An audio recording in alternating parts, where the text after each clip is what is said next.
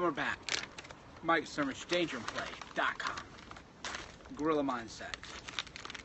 Billionaire got fired for liking my tweets. For the record, I'm drinking stevia soda.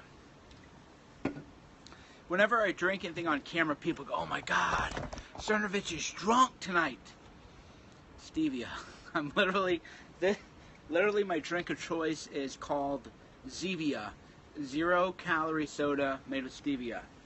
But the minute I have anything in my hand, people go, "Oh my God, Cernovich is drinking whiskey. Can you believe it? He's wasted." No, guys. Funny story. Funny story. It's about money, status, what really matters in life. Oh, he didn't clip my cigar. Man, I told the guy at the cigar shop to clip my cigar. I said, pre-clip my cigars, and he did not. He clipped this one, but not this one. Man, he clipped the Fuente. I bought two. I got a 1964 Padron, and then I got a Fuente. And he clipped the Fuente, but he didn't clip the Padron. Man, these guys, man, didn't clip it. I don't have a clip handy, so I'm gonna have to chew it up like Clint Eastwood in a Hollywood movie. I'm chewed up like Clint Eastwood. So what's going on? A guy by the name of Palmer Luckey. This is the most surreal moment of my life last year.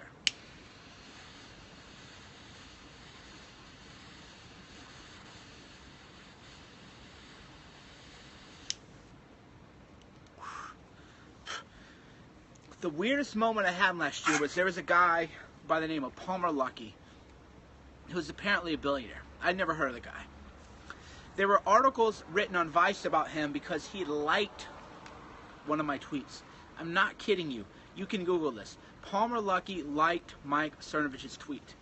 It actually became a big story because apparently I posted a tweet and this guy liked it. And he worked for Oculus. I don't know. He's a billionaire. Whatever. I don't know. That's the thing. I don't know who these people are. Don't really care. Virtual reality billionaire. And he got in trouble for it because you're not allowed to like my tweets. Fucking weird world. This is why I tell people I don't smoke weed. A guy got fired. A billionaire got fired for liking my tweets. This is real life. Who needs to smoke marijuana? Who needs to smoke marijuana when the world is so weird that if you like a Mike Cernovich tweet, you can be a billionaire and you're going to get fired from your job? Right? So,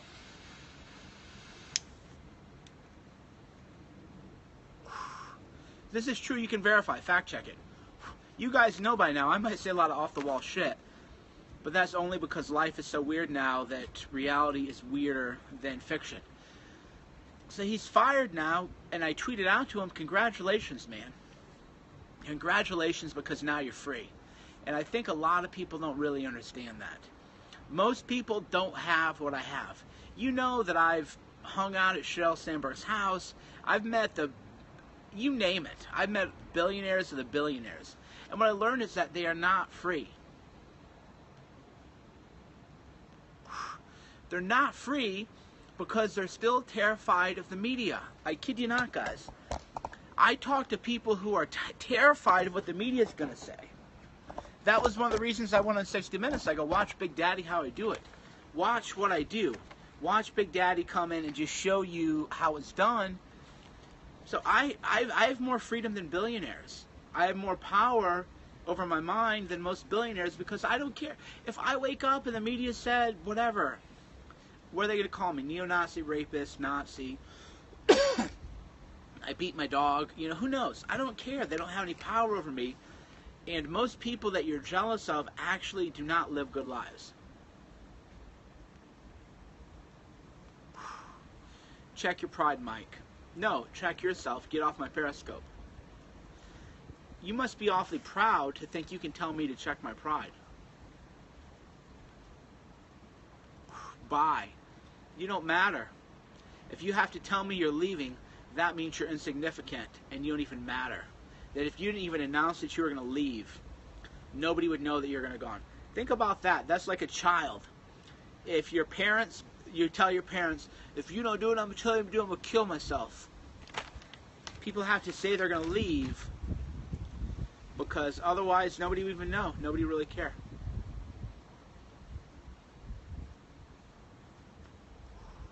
Just the reality. So here's the truth, guys. Pizza Party Ben is suspended from Twitter. This is a real problem. I really miss Pizza Party Ben. He's a good guy. High energy, good vibes. Nothing wrong with him. He's been very good, and he's been suspended from Twitter, and this isn't a good thing. And this is a problem. So, R.I.P. Pizza Party Ben. What else is going on? Oh, so Palmer Luckey. He's officially out of Facebook tomorrow. So Palmer Luckey was a VR guy. His company got acquired, Oculus or something. I don't know, man. That's the whole thing is, I don't know who these people are. That's why one time a guy retweeted one of my tweets, and he was a very, very, very important person. And I DM'd him and I said, dude, you better undo that retweet, because you have no idea the hell that is about to be unleashed on you. If all you do is retweet one of my tweets and you're an important person, madness. I told the guy, I'm like, look, you better undo your retweet because you're going to regret ever retweeting anything I said. And he goes, ha ha ha, LOL. And I was like, okay. And then within 5 minutes, he was like, oh shit. Freaking out because his notifications were filled up. That's how famous I am.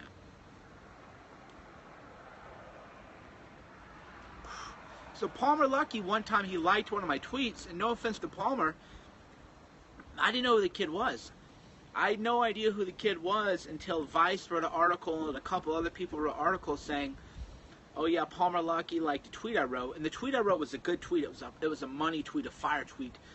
So Cuck Trudeau is a feminist.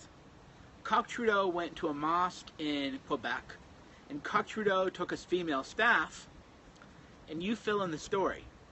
When Cuck Trudeau, the feminist in Canada, goes into a mosque in Canada, which entrance do his female staffs go through? This is true. Fill in the blanks. When Cuck Trudeau, the feminist, brings his female staff into a mosque in Canada, which entrance do the females enter in? Right? The back. They go in the back. So I tweeted out something like, male feminist Justin Trudeau forces his women to sit at the back of the bus. Something. It was a good tweet. That was what I would call like a fire tweet, because it's not edgy, but it points out a double standard that most people can appreciate. Liberal, conservative, everybody can be like, yeah, dude, how can you call yourself a male feminist and then make your women enter through the back door in a Canadian mosque?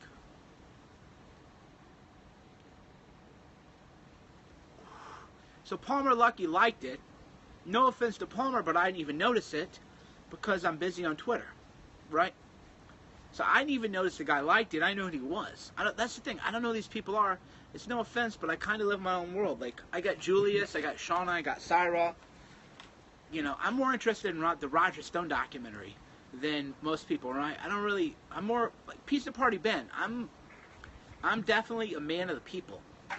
Right now, I am more concerned with Pizza Party Ben being suspended from Twitter than I am with billionaires doing whatever.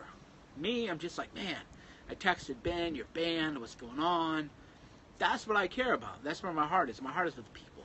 So I don't have time to keep track of who these quote-unquote important people are. So then a bunch of articles, because I do Google my name. I did a Google News on my name. And people go, Palmer Luckey liked that tweet from Cernovich. But the tweet that he had liked wasn't even an edgy tweet. Don't get me wrong, I posted some dodgy stuff. I post some edgy content. There's some of my content that you shouldn't be liking.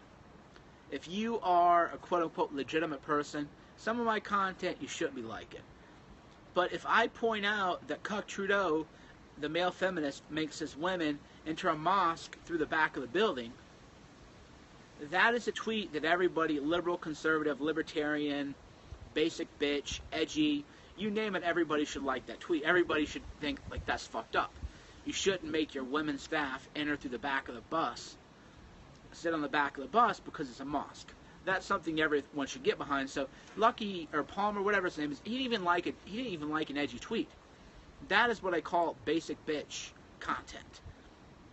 Pointing out double standards like that it's fun, but it's a little basic bitch, a little beneath me. Gets a lot of likes and retweets though.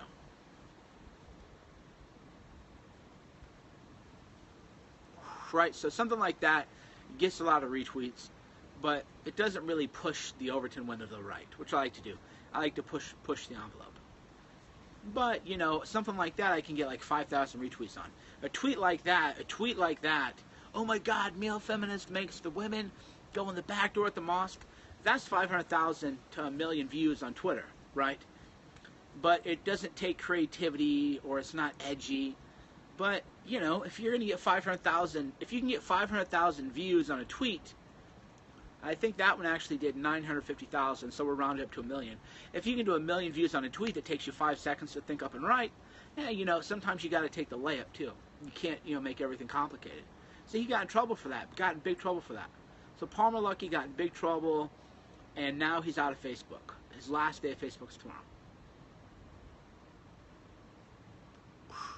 So here's what he needs to do, man. He needs to be free. Palmer Luckey needs to be smoking cigars with me tomorrow. Palmer Luckey needs to say, how is it that this guy, Mike Cernovich, isn't even a billionaire? How is it that Mike Cernovich isn't even a billionaire? And he doesn't give a fuck. Right? How can I not give a fuck with all that money? He's 26. Can you imagine being 26 years old and have $1 billion and you're still worried about Vice? Jesus Christ. Cyrus is out here so I can cuss. Can you imagine you're 26 years old, you're a billionaire, and you're worried that Vice is writing mean articles about you? Oh my God, Vice. Oh shit, Vice. Vice called me a racist. Oh shit. What am I going to do? Oh my God, Vice. Fucking. You know, what the fuck is wrong with people, right? What is wrong with their brains where they care what Gizmodo, Vice? Who gives a fuck? I've had the New York Times try to light me up.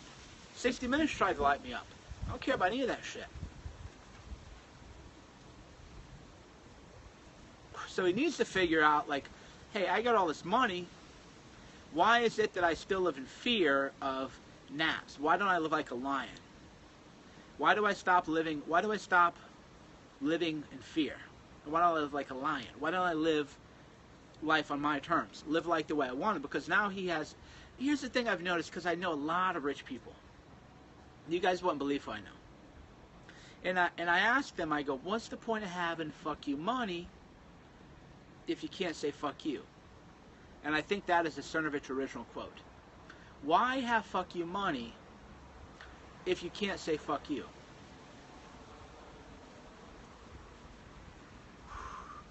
Mike, they're gunning for you. I know they're gunning for me. What are they going to do? I got a trust fund for my kid. My money is all tied up in assets that are owned by corporations. You know how much money I have to my name that you can sue me tomorrow? You know how much money I have in my name? Do you know how much money I have in my name? It's all in earned benefits and defined benefits programs, which you can't be touched. They can't be touched if you're sued. They'll sue me. I don't have $1 in my name. It's all in earned benefits and defined benefits program. It's all in corporations, man. It's all in trust funds for Syra, trust funds for Shauna. I don't have any money in my name. Come on. I wouldn't be dumb enough. I wouldn't be stupid enough to keep money in my own name. So what are they going to gun for me? Oh, they're going to write more mean articles about me? Are they going to sue me? Good luck getting blood out of a turnip. Good luck getting $1 out of me. It's called asset protection. Trust me, I'm a lawyer. Lawyers don't keep money in your own name.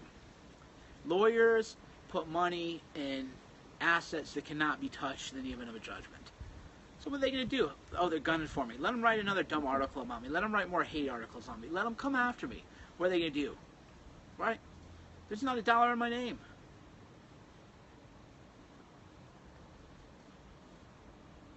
For those of you wondering what I'm drinking, what am I drinking with this cigar?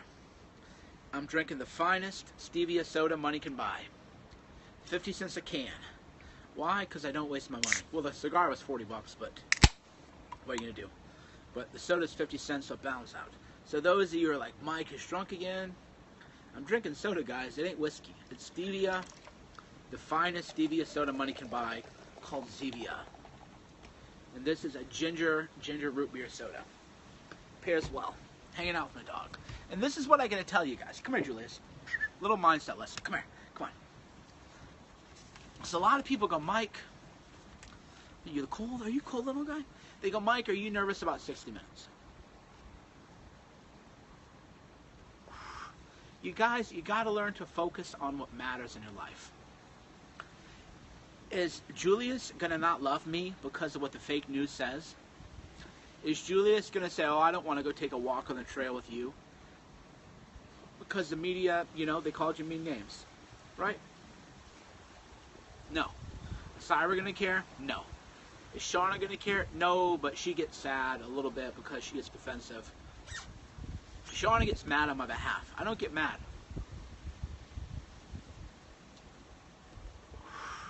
So yeah, I don't get, because you gotta focus on what matters in your life. And what all these people do, they get all this money, and then people who don't matter dictate what they're allowed to say or not say. And then fame becomes a slavery. Yeah, Julius isn't gonna care.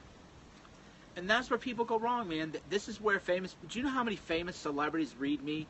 You wouldn't believe the number of celebrities, and you name it, who reads me, but I don't really care about that. I don't need a name drop. But I talk to these guys, and I'm like, why do you care what the media says about you?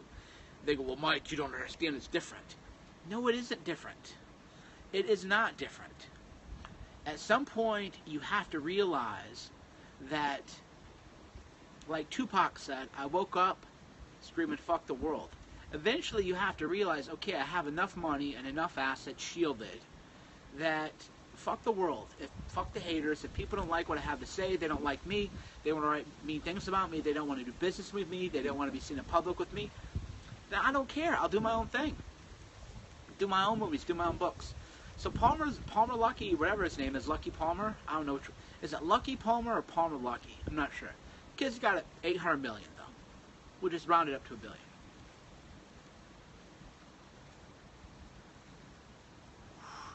He can do whatever he wants now for the rest of his life.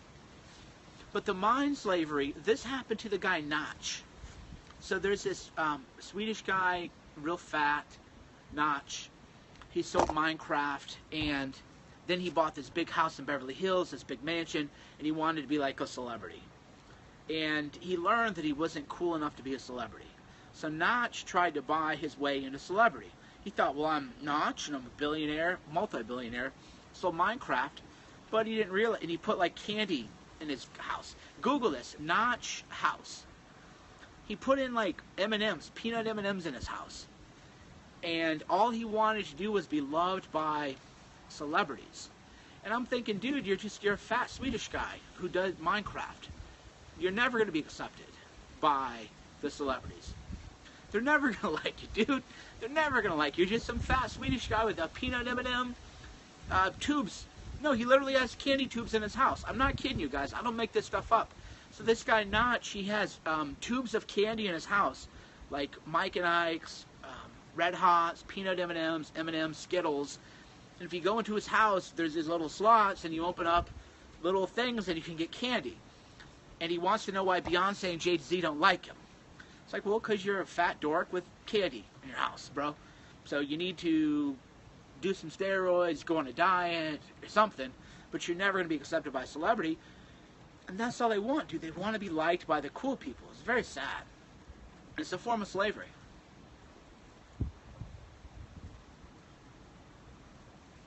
That's the thing. It really is a form of slavery. And a lot of these people get caught up in it where eventually it's like, you got so much money. Why don't you just be who you are now? Why don't you just be who you are? Why don't you live true to yourself eventually? I don't understand it. The only reason I ever wanted to make money is so I didn't have to listen to what other people told me what to do. I always had a bad attitude as a kid, right? So I never wanted money to buy cool money stuff. That is why people oftentimes say that I'm broke. People like to say, Cernovich, you're actually broke. Because I'm wearing a hooded sweatshirt, man. I'm wearing a hoodie. Because that was the whole point. I just wanted to have enough money and make enough money that people couldn't tell me what to do. That's all I want in my life. And right now, nobody can tell me what to do. They consume me and they're not going to get any money. Because it's all in defined or earned benefits. It's called the defined benefits plan. So for those of you who, if you have money, you can set up a corporation and you create what's called the defined benefits program, and then all your money goes into the defined benefits program and a pension, and then that stuff can't be touched in judgments. So if somebody sues you, you don't have any money. You're just like, well, I actually only have a few grand in a checking account. Otherwise, it's all tied up in trust funds with my daughter and, with Sean and everybody. There's a great book called Class by Paul Fussell. Some of you are asking me what I'm smoking. I got the Padron at 1964. I splurged. I got the Padron at 1964, and I'm pairing it with the finest stevia soda. Aspartame is poison, by the way. If you ever drink 0-calorie soda, do not drink aspartame or saccharin. You want to drink stevia only. Stevia is very powerful.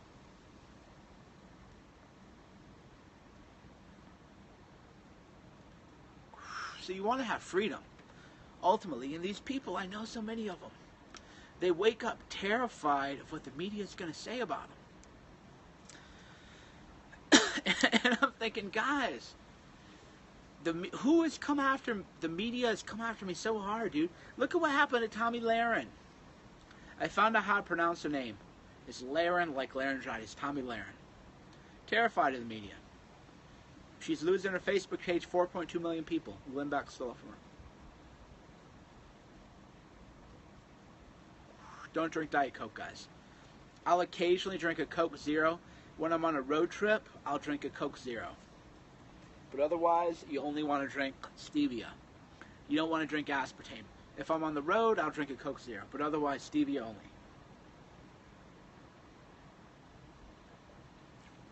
Aspartame converts to formaldehyde. Google that. Aspartame converts to formaldehyde. This is all scientific. Google it. Aspartame converts to formaldehyde. You can Google that shit. It's all true. I don't make anything up. People might think I'm off the wall, but that's only because what I say is so true that people aren't ready for the truth.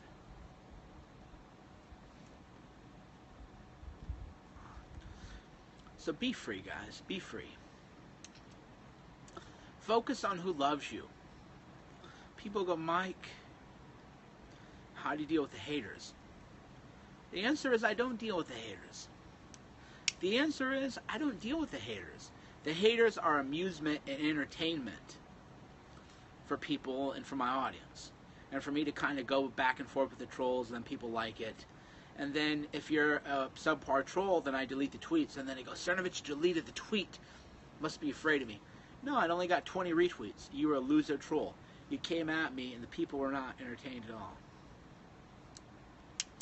Who is Mike Cernovich? What is he known for? I don't know. You're going to have to decide that for yourself.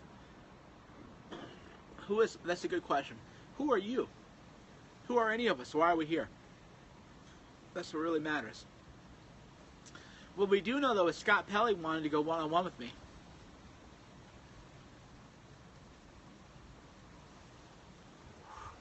Here's my challenge to you. Here's my challenge to you. Come here, Julius. Here's my challenge to you. Who went one-on-one with Scott Pelley the way I went and came out on top? That really kind of says it all, right? That was my way to just shut down the haters. I can go in to your house and I'll win. You know what Milo should have done? I thought about this. With CPAC. And I told people that Milo should have done this. Milo didn't want to do it. You know what I would have done if I was Milo during that CPAC drama?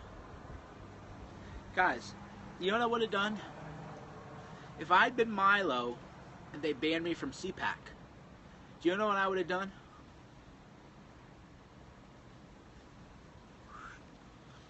I would have walked into their room,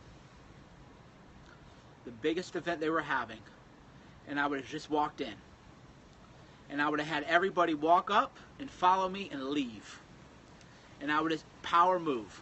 And I would have said, you know what? I'm Milo Yiannopoulos, and I'm going to show CPAC who's got the power and who doesn't. And I would have cucked CPAC at their own event, like that.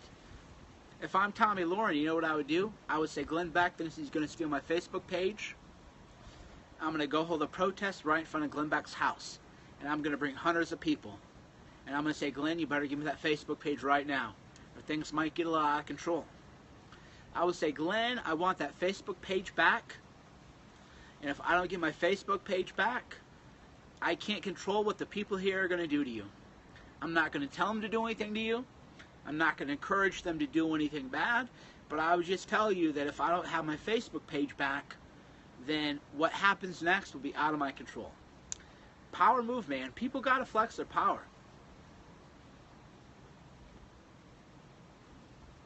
Generals. Tommy Lauren or Laren, Milo, they got to start acting like generals. I act like a general. That's the difference between me and everybody else on the right.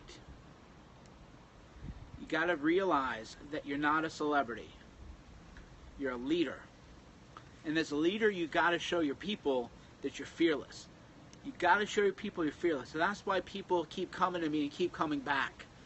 Is that they know that I'll go anywhere. If Jack banned me from Twitter, I'll show up to Twitter. If Jack bans me from Twitter, we're all going to go to Twitter. We're going to go into Jack's office. Let him call the cops on us. Let Jack, who hates police, call the police on us. We'll go to Jack's house. You think I won't? If Jack bans me, if I'm banned from Twitter, you think I won't show up to Jack Dorsey's house? You think if I'm banned from Twitter, I'm just going to say, oh, I was banned from Twitter, let's form a hashtag. I'm banned from Twitter, I'm going to their houses, and I'm going to bring a lot of people to their houses. And they can learn the difference between a celebrity, an entertainer, and a general. So Tommy, Milo, you gotta act like generals now. You gotta realize that you're leaders, whether you like it or not. You're a leader now. You're a leader of a big movement. Yeah. So Milo should have gone to CPAC, and he should have just went into CPAC, took all the people with him, got people chanting Milo, and then go up and take the microphone. Remember when Andrew Breitbart took over Anthony Weiner's press conference?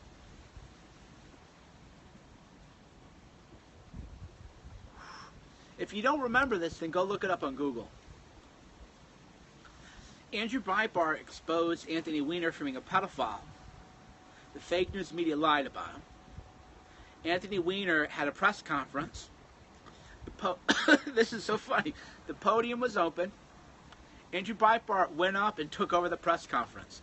This was supposed to be pedophile Anthony Weiner's press conference, and Andrew Breitbart just went in on the podium and took it over. Right? Milo's not a pedo. I never said he was. You retard, you're blocked for being too stupid. Milo's a close friend of mine. You're blocked for being stupid. Milo's a very close friend of mine. To the extent anybody can be friends with Milo. And if you know Milo, you know what I mean by that. But Milo's somebody I adore and care about very much, and I want to see succeed. Milo's got to just realize, I'm just going to take shit over. It is very much like Andrew Breitbart took over Anthony Weiner's press conference. Milo just should have gone over and take over CPAC. Just said, you know what? You think you can ban me, but you can't. I'm going to come to your event, and I'm going to take it over. And I'll take over the podium. That's kind of the way I think of things. Territory. Guerrilla mindset. Just like, you got this little thing, you know what we're going to do? We're just going to take it over. Yeah, Milo, we all know Milo's not a pedophile. That's the dumbest thing in the world. That's the biggest contrived non-story of the year. Get out of here.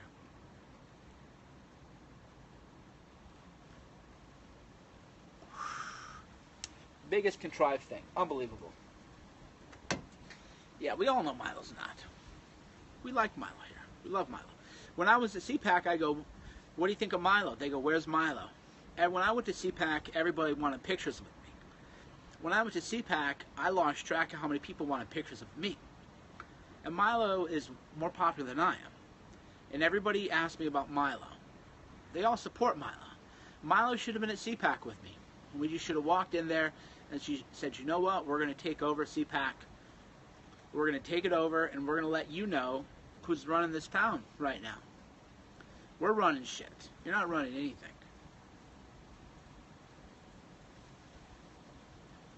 But that's a mindset a lot of people don't have.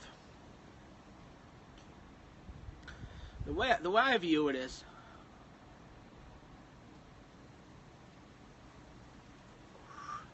the way I see it is, you got to make a power play. You got to read the 48 Laws of Power, guys. You got to read the 48 Cheers to the Stevia. You got to read the 48 Laws of Power. And sometimes you just got to go in and say, you know what, I'm going to show you. Just like when Julius Caesar is called crossing the Rubicon. Julius Caesar marched his army into Rome. So what Milo should have done, marched his army into CPAC.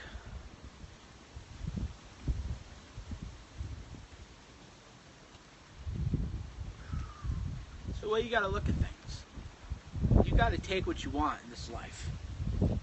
In this life, you don't get what you want. In this life, you get what you take. Nobody teaches you that. You don't get what you want in life, you get what you take. If you're not willing to take anything out of life, you're going to have a real shit life. That's just the way it comes down to. If you want something in life, you better be willing to take it. Sometimes that means you better be willing to die for it too. And I think that's the difference between me and a lot of people is I'm willing to die for what I want in life. I'm willing to die for what I believe in. That's why I don't fear death. People go, Cernovich, I can't believe you tell people where you're going to be in advance. You do periscopes in public, and you tell people where you are. And the answer is because I'm willing to die for what I believe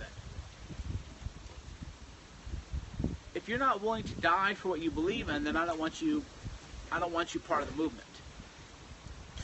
If you're not willing to die for what you believe in, watch Fox News. Go watch TV. I'll go in public.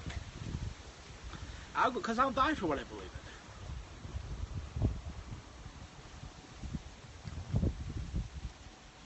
And if you're not willing to die for what you believe in, then you're going to be killed. But you got to realize it's like a paradox. It's a paradox you can learn if you read the Hagakure or the samurai literature. I know I have a daughter, but if I were killed for what I believe in, then my daughter could know that her father was a general who died for what he believed in, and she could carry on my legacy. So if I died for what I believed in, then my daughter could read about me, and she could read about her father who was willing to die for what he believed in, and she could be the next generation. And because the youth are everything, we need to train the youth in the right mindset.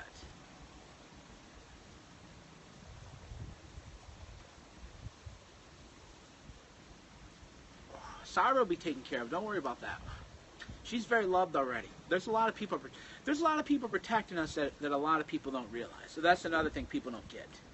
Is if something happened to me, a lot of people would find themselves hurt very badly.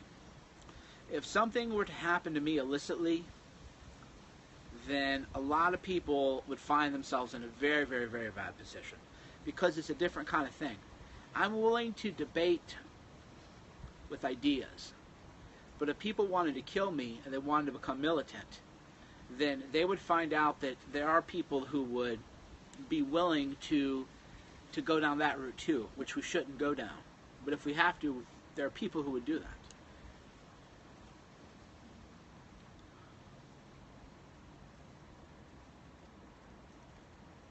You ever watch Legends of the Fall? In a way, I feel like my character arc is a lot like in Legends of the Fall. There was a character in that story who was a very restless soul, played by Brad Pitt. Tristan, I think was his name. Legends of the Fall, beautiful movie, by the way. I encourage you to watch Legends of the Fall. It's one of the most beautiful movies you'll ever watch. Thematically, scenically, right, philosophically, it's a beautiful movie. And one of the characters, Tristan, was kind of like the restless spirit. And that was sort of always like me. Like, I'm a very restless soul, very confrontational. I do things that are very dangerous, very risky. But in the movie, he actually outlived all the other brothers. And I kind of have a feeling that that is sort of like my destiny, is that even though I'm very reckless in some ways, that I'm actually going to outlive everybody. Because destiny is like that. It's weird in that way. Life is a paradox. There's a paradox in the read the Hagakure, Hagakure, Hagakure, Hagakure. Read the Hagakure and read the Book of Five Rings. If you want to understand me, read the Book of Five Rings by Miyamoto Musashi, and read the Hagakure, which also means hidden by leaves. It's a samurai philosophy book. And what they teach you is that you have to live as if you're already dead. Now, if you tell people in the Western mindset that you're going to live as if you're already dead, people can't really understand that, because Western logic doesn't really teach you to live as if you're already dead. But if you live as if you're already dead, you actually are more likely to survive the battle, because fear is what kills you. There's a line in the Hagakure which goes, the Hagakure, there's a bunch of parables, and one of the parables is that there was a samurai warrior who, even though had been struck down, had approached the battle with such intent that he killed the enemy and struck down his sword even in death. Because even in death, your intent is focused on your objective and is focused on the energy of what you want to do. And this is all, again, very Zen, very paradoxical. I speak in paradoxes. That's why one of my favorite generals is a Vietnamese general. And he actually defeated America in the Vietnam War, because there's these paradoxes. Well, how can you live as if you're already dead? That doesn't make any sense. Well, it does, and if you think about things in a Western mind, but I always think of things in very Eastern philosophy. Is if you wake up, they say in the Hagakure, you meditate on death every day.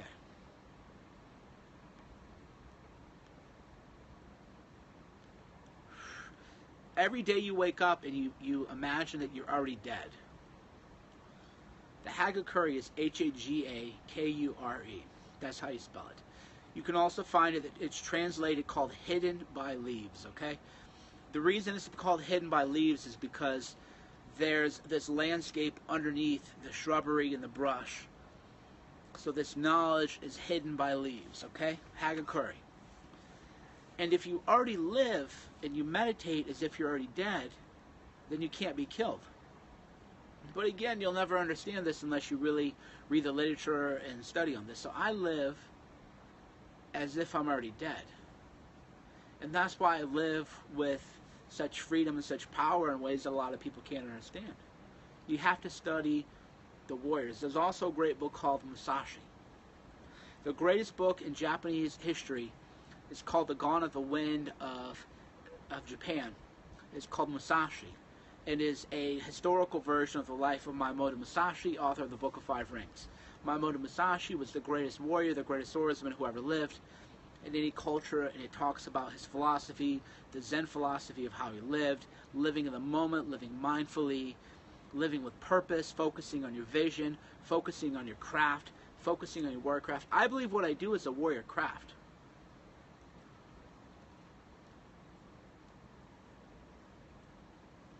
I'm blocking somebody for saying, because you're stupid. You're not ready for the message.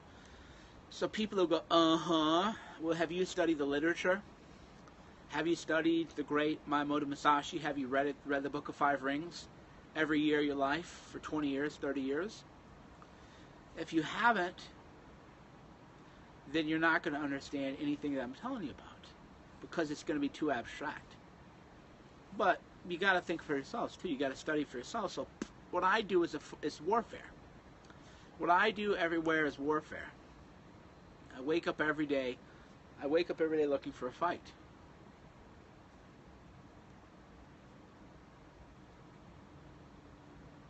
And that's why I call what we do, it's the new right, or it's the militant right. What I do is militant. People go, Cernovich, how many streams have I done today? I don't even think it's midnight. What time is it? Okay, we just hit midnight. How many periscopes and videos have I done today? 5 hours? 5 hours I talked today, probably? about everything, right? People say, Cernovich, where does your energy come from? Well, it comes from these warrior mindsets and the great warrior philosophies, the great samurai philosophers. You have to view every day as a battle. And we are in a battle to save Western civilization from the dark forces, from the deep state.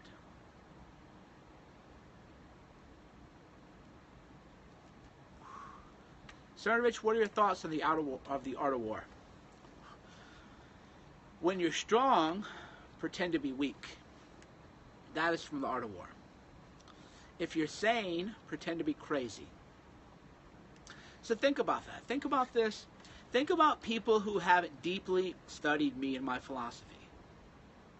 People who just randomly watch a Periscope believe that I'm probably, Cernovich is crazy, he's unhinged.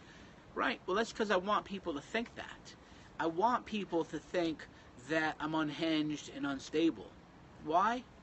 Because if they view me as unstable and unhinged, they don't know how to respond to me. That's why 60 Minutes got beat by me. That's why I can beat 60 Minutes.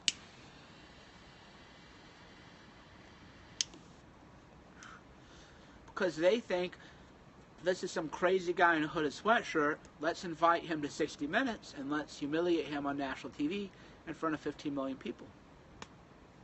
Right?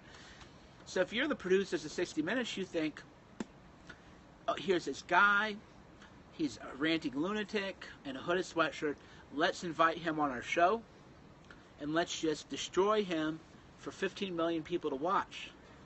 Because that's all they saw. Right? They viewed me as a weak adversary. They viewed me as unhinged, unstable. And then what happened is they got destroyed in battle.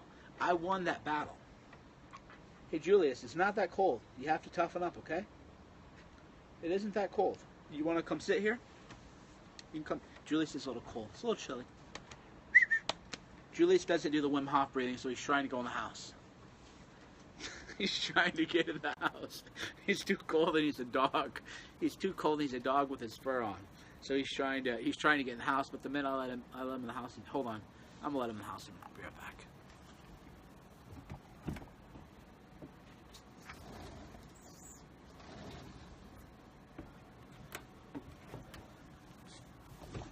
It's too cold out here for Julius.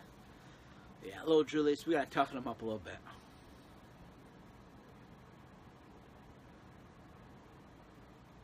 So when you're strong, you want people to perceive you as weak. And then if you're weak, you want people to perceive you as strong. That's from the art of war. So of course I'm a big fan of the art of war. The art of war is about generals and battlefields.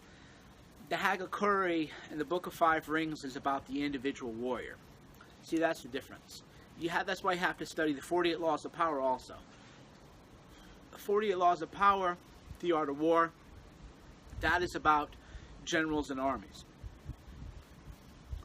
The Hagakure, Book of Five Rings, that's about your journey individually as a warrior, your warrior philosophy that you have. So you have to have both.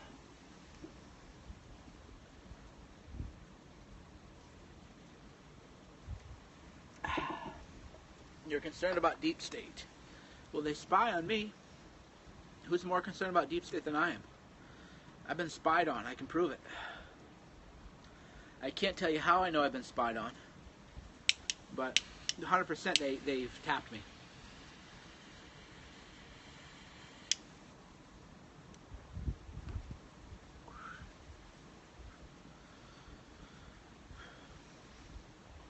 So yeah, we got the deep state. Alright. Should I go back in or should I get in a cigar out? You guys let me know. If you want me to continue talking, I got another cigar here. If you want, if we've talked enough for the night, then I can call it a night. It's up to you guys. It is, it's your choice. It's your call. If you want me to stay out here, then I have a Toro Fuente. Having a Toro Fuente, cedar wrapped. Not sure which one it is exactly. It is a Chateau Fuente. So if you like, I can get the Chateau Fuente out. But I can go in two. It's your call. It's really up to you. Shauna is out of town. Shauna's out of town, so if you're tired, then I can call it a night. If you want me to... Ooh, it smells good. It smells good. Shauna's out of town, so I can, stay up here and talk for another cigar. It's really up to you guys. So you guys gotta, decide what you want to do. What you want me to do or not. Chateau Fouette. Yeah, it's been a good day. Been a good day. So you guys want me to stay? All right. I'll stay. Bachelor night. Doing a bachelor night here. Go to bed if you don't want influence. Do people get paid to be on 60 Minutes? You don't get paid, no. People beg to be on 60 Minutes.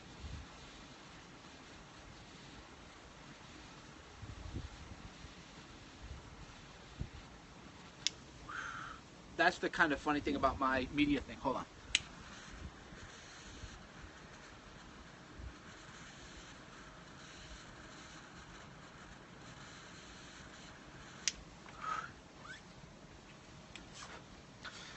People beg to be on 60 Minutes. It's the height of their life.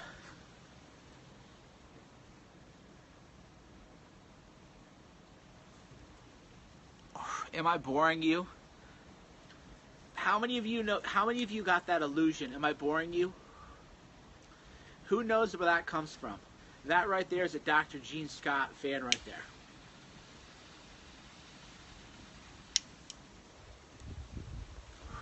How many of you ever heard of Dr. Eugene W. Scott? Am I boring you? Dr. Gene Scott. Personal hero of mine. Dr. Gene Scott. He would say, am I boring you? A lot of what I do, I learned from Dr. Gene Scott. Big fan of his. I watched hundreds of hours of Dr. Gene Scott. Dr. Gene Scott would go, am I boring you? He would say, am I boring you? And he was on TV, and then he would say, am I boring you? Then get on the telephone. Talk about a great man. I only have a couple regrets in my life. I've done a lot of things in my life that put me in bad situations. You know what my two regrets are? I went to law school at Pepperdine, and I never went to Dr. Eugene Scott's church. The church of the cathedral. I never went to Dr. Gene Scott's church while he was still alive, because I didn't know he was going to die, and then he ended up dying too soon. So I could have, you went to see Dr. Gene Scott. God bless you. I wish I had. That's one of my only regrets in life, is that I was 20 minutes from his church, and I thought, oh, he's always going to be there. I'll go watch Dr. Gene Scott. I never went to watch Dr. Gene Scott before he died. That's one of my only regrets in life.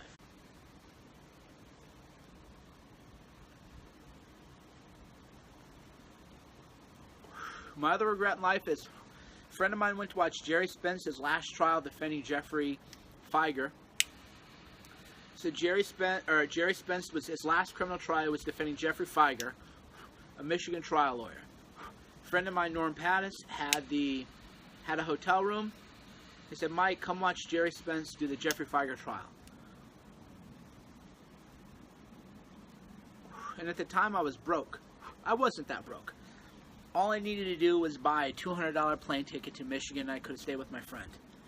And I was like, well, I don't know if I have this $200 to go watch Jerry Spence. And that was Jerry Spence's last trial. That was my second regret in life. My third regret I won't tell you about. It's a little too personal for right now. But I only have 3 regrets in life. One is I didn't watch Dr. Eugene Scott. I didn't watch Dr. Eugene Scott at his church. The second one is I thought I was too broke to put $200, and go watch Jerry Spence at the Jeffrey Feiger trial. Big regret of my life. That was Jerry Spence's last criminal trial. I didn't go do it. I regret that. Third regret, I don't want to talk about right now. We'll talk about that some other time.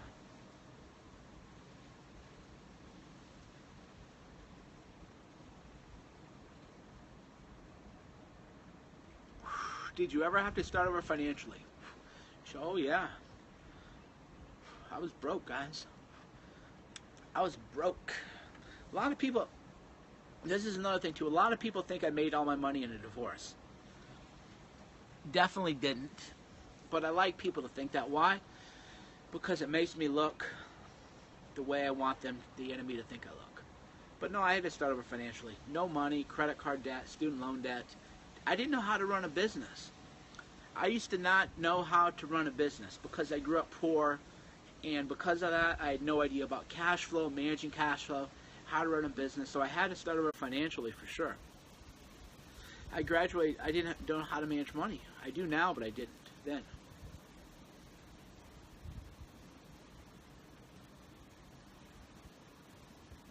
My credit score was 500. True story. The credit score, when I bought a new car and I financed it, and when they pulled my credit, they go, "I've never seen this credit score." And I go, "What was it? 828." So when I pulled my credit score and I got my new car, it was 828.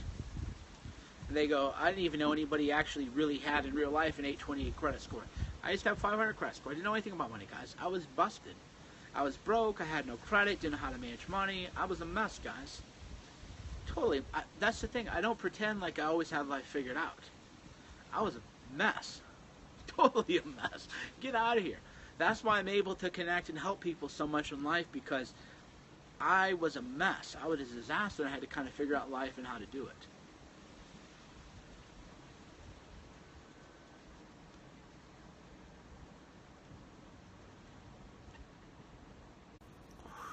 Yeah, life is hard, man. Life is hard, and it never gets easy. You always got your own challenges. Life is never easy. Favorite scotch? My favorite whiskey is Yamazaki. My favorite whiskey is Japanese. Yamazaki 18. If we're ever out, people go, "Cernovich, I want to buy you a beer." Don't buy me a beer. Buy me a Yamazaki 18 or Hibiki. Or Hibiki 18. Buy me there's trivia for you. If we ever meet out, don't offer to buy me a beer. Buy me a Yamazaki 18 or Hibiki 18.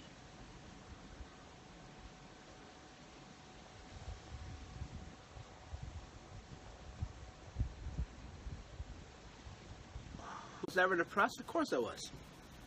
How can you not be depressed, man? Life is depressing, bros. Right now, man, somewhere in the world, there's a child being tied to a bed being raped. This is the world we live in. If you think about, for 1 minute, and get out of your own head and your own problems, and you think about the world, there are right now children being raped all over the world. And if you think about that, of course you're going to be depressed. But then you have to realize what you have to do is you have to fight against the evil. And you can't defeat evil in your lifetime, but you can take a dent against it. But if you think about the evil that exists in the world, of course you're going to be depressed. How could you not be?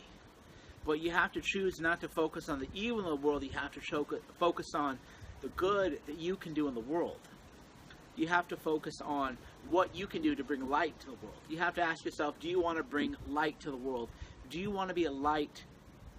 Do you want to be a light into the world, or do you want to focus on the darkness in the world? And I've said that I want to bring light to the world and not focus on the evil in the world.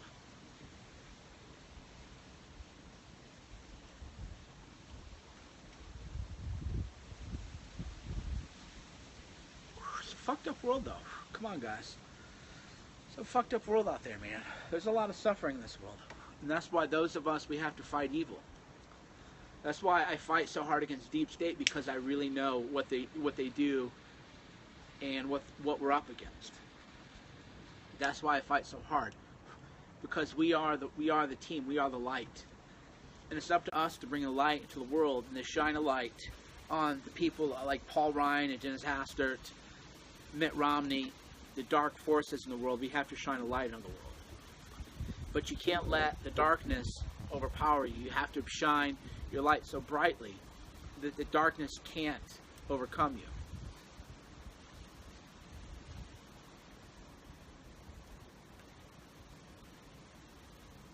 How did having a baby change me? Well, I mean, I'll tell you. The biggest change is I slowed down a little bit. In terms of, like, when I walk around, I'm always very busy, and I bump into a lot of things. So when you're with a baby, you have to make sure you don't bump into things. So having a baby has slowed me down quite a lot. And it's also made me re-examine what I believe about the world. And it has made me nicer. It has made me nicer to real. Like, I used to be a very mean person. And a lot of my meanness was because if it's me and like 5 other guys, everybody is just, you get in your little echo chamber. But I think I don't want to make people feel bad, right? So I used to make fun of people, and I think now, well, the person I'm making fun of is probably, maybe they're reading me, and maybe I'm going to make that person feel small, or make that person feel bad by making fun of somebody else. So maybe I shouldn't be gratuitously mean to other people, because then the people reading that might feel bad about themselves and feel smaller. So I don't want to make anybody who reads me or follows me on Twitter feel bad about themselves. Now, that doesn't mean sugarcoat things. People do have to do critical examination and improve their lives. But I don't want people to feel like they ruin their life.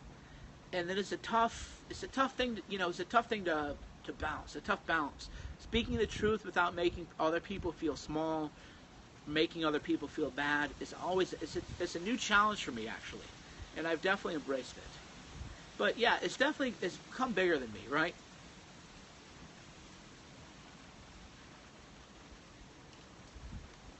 So I've realized that it isn't about me anymore, broadly. So a lot of things I used to say, I would never say that now, because what I'm involved in now is bigger than me now. It isn't about just me and my ego. It's about leadership. And really trying to help people. But I mean, I'm going to be honest. It's something I struggle with, and I don't always succeed. I definitely don't always succeed in that. But that is kind of like my burden now, is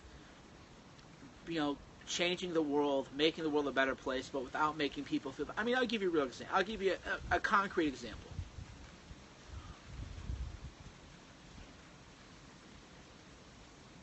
Concrete example. We all know that single motherhood is associated with a lot of negative outcomes for children, right?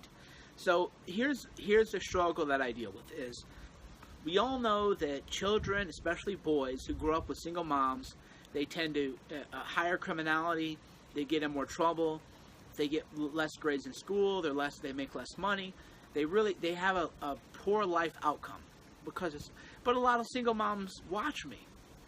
So I don't want to be like, oh, if you're a single mom, you really fucked up and you're shit and your sons are bad, right? I don't want that to be the message. I don't want the single moms who read me to feel like, oh boy, they made a mistake, because we all make mistakes, right? Maybe she was with a deadbeat, didn't realize it. Maybe she was young. So I don't want them to feel less or unworthy. But I do need to tell the truth in that, there's a lot of challenges that single moms have when they raise boys especially, and that you have to address those. So that's the balance, where I don't want anybody to be like, well, I'm a single mom and I can't watch Cernovich because now I feel bad about myself. I don't want them to feel that way. But then I still have to tell the truth, which is that, hey, if you're a single mom and you have sons, there's a lot of pitfalls that those sons can fall into, right? So you want to figure out how to do it. So this is a challenge for me. So I don't do the whole, oh, if you're a single mom, you've really messed up and single moms are bad or whatever. No, I just want to be like, okay, here's the real talk, but let's find solutions. So I've gotten more from just being about the problem and being about solutions too. So rather than just focus on problems, I'm always trying to focus on solutions. Now somebody goes, what I said was bullshit. Well, see, that's the thing. And I'm going to have to push back to you. If you look at the statistical life outcomes of boys who grew up in single mother households, you can do all that research for yourself, okay? If you do the research, boys who grew up in single parent households, especially single families led by mothers, the boys really do have a lot of problems. This is all proven scientifically. It isn't even debatable, it's not arguable. Now that doesn't mean if you're a single mom that you're a bad person. But it does mean you have to realize, okay, there's a lot of challenges here, and I need to figure out how to meet the challenges. But we live in a world now where you can't even say that the challenges exist. you have to pretend like the challenges don't even exist, or else you're a bad person, you hate women, or whatever, right? So that would be the biggest thing that's changed with me over the years, is that instead of just pointing out the problems, I want to focus more on solutions and recognize here's a challenge, you need to address it, but you don't want to feel like you're a failure because there are ways to overcome it. So that's the challenge.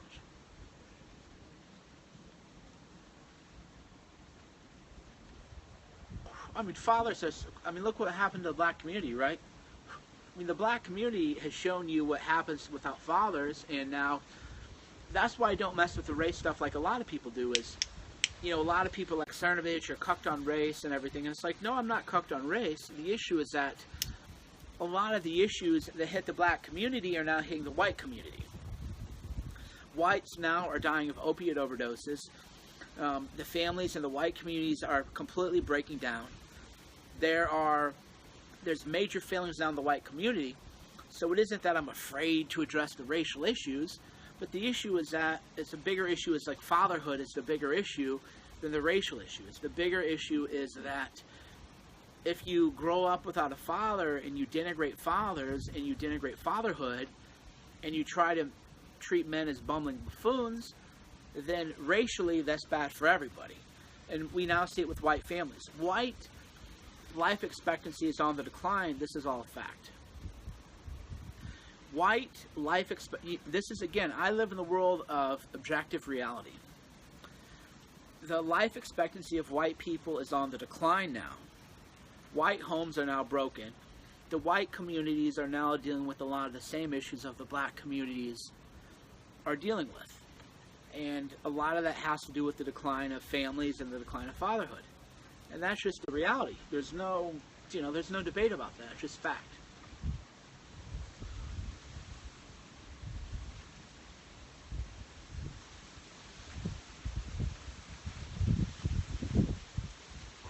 What's with the doom and gloom? There's no doom and gloom, people. But you got to recognize the facts. It's just like, if you're morbidly obese and I say morbidly obese people have a lower life expectancy, they die sooner, they live a lower quality of life, that isn't saying that it's negative. That's just being the facts, which is that if you're morbidly obese, you need to correct it. And it isn't negative. That's the whole problem, is everybody now thinks that when you talk about reality, scientific fact, then suddenly you're being negative. Oh, don't be saying anything negative. Should we be delusional? Should we just lie then? Should we just because that's what culture has done. Society has said that you don't need fathers. Society has said you don't need fathers. And we've tried that now for a couple decades now. And we now see what is happening. And we now know that fatherhood matters. Big time.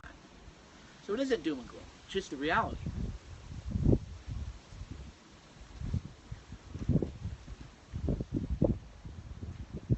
Right, so a lot of people are like, you're being insensitive. That's the whole thing, is that's the line it draws. It's just reality. You have to deal with the world as it is. And if you can't talk about the truths about the world as it is, then you can't actually figure out what the problems are and address them.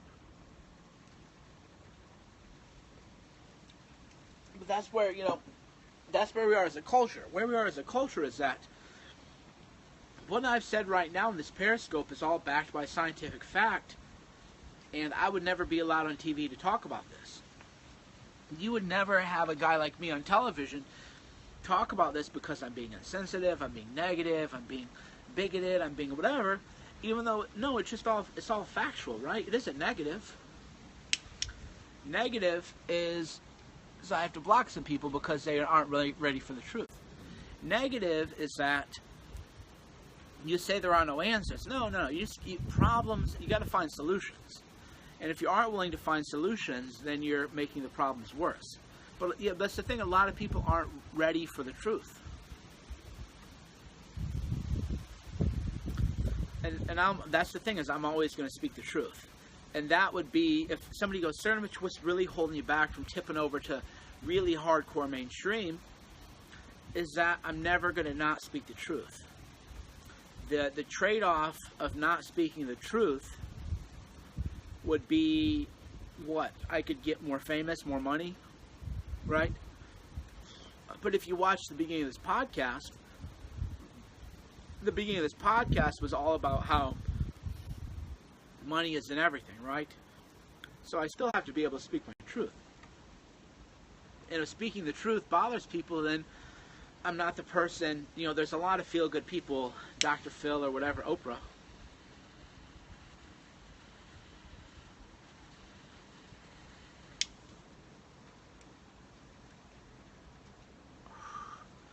But yeah, I gotta continue to speak my truth. The trade-off isn't worth it for me. The trade-off of lying to people to be famous isn't going to work for me, right? I would rather stay where I am than rise to the next level by being a liar, because what's the reward for being a liar, right? Think about it. What's the reward for being a liar? Advertisers? Maybe Nike will buy me. Maybe Nike can own me. How is that a win for me? To be owned by Nike, owned by Adidas, owned by Under Armour, owned by sponsors? That isn't for me anything that I aspire to or that I want. I want to help people who are willing to change their lives and improve their lives. That's always going to be what my mission is in my life. It isn't mainstream acceptance. It isn't lying so that I can get advertisers to sell you things.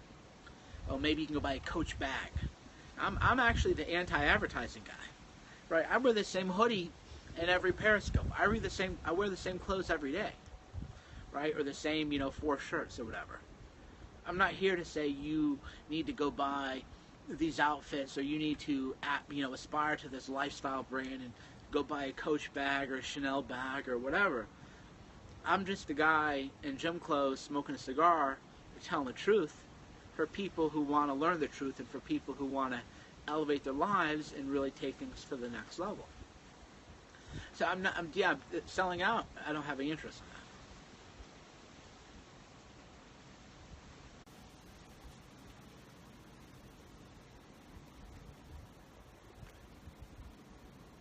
that. Somebody goes, you seem obsessed with yourself. You're probably obsessed with yourself too. Do you upload pictures on Facebook? Do you worry about if people like you on Facebook? Welcome to the human condition.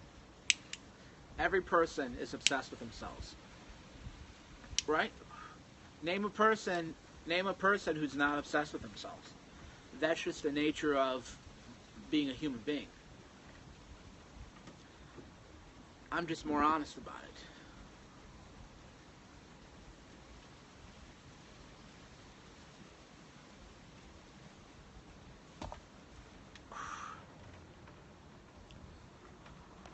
You say you're not obsessed, but you are, though. Everybody is. There's no escape. If you weren't obsessed with yourself, you would die. I mean, if you think about it, if you didn't care about yourself, then you would just starve to death, right? Obviously you do care about yourself.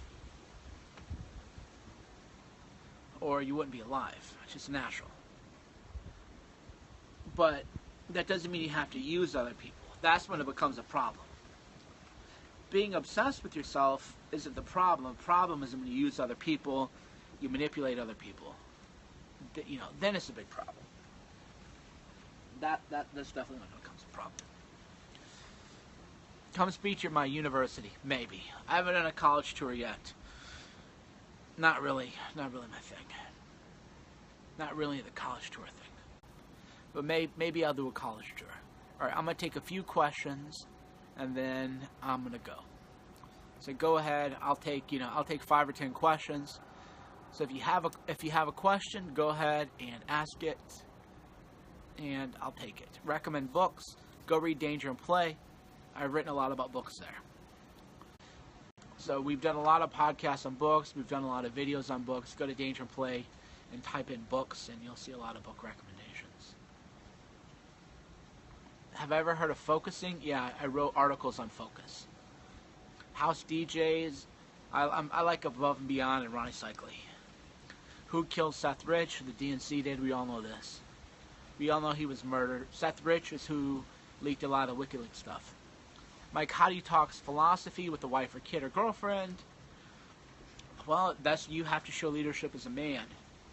And if you show leadership as a man, then other people are going to believe that what you speak is the truth. But if your own life is a mess, then people aren't going to take you seriously, right? Another stupid American. Another stupid American. What are you? You know, I've been all over the world. I've lived in Paris. I've lived in Vietnam. What country are you from? Tell me how great your country is. I've definitely been around. Did you waste your life becoming a petroleum engineer? It's a great career. How far off is your Audacity book? A few months. Do less talking, more reading. That's good advice for everybody. Little Bow Wow wants nothing to do with me. That's for sure. That is... Mike, please listen to The View. No, I don't watch those kind of shows. All right. 5 more questions. We're going to go. So go. We're going to count them out now. 1. Have I rolled on ecstasy? MDMA, I have. 2. Will I do a weekend seminar? Yes. 3. What dirt do they have on Ryan? Probably really nasty, illegal kind of stuff. That's 3. 4. Favorite gun? 6 or P226. 1 more question.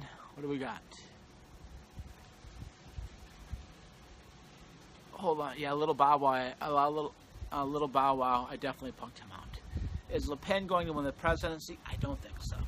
I think it'll be close, and I think it's a big movement, but I don't think she's going to take the presidency. All right. Thanks for watching. This is Mike Cernovich, DangerandPlay.com, Gorilla Mindset. Thank you for spending tonight with me. We'll talk again tomorrow.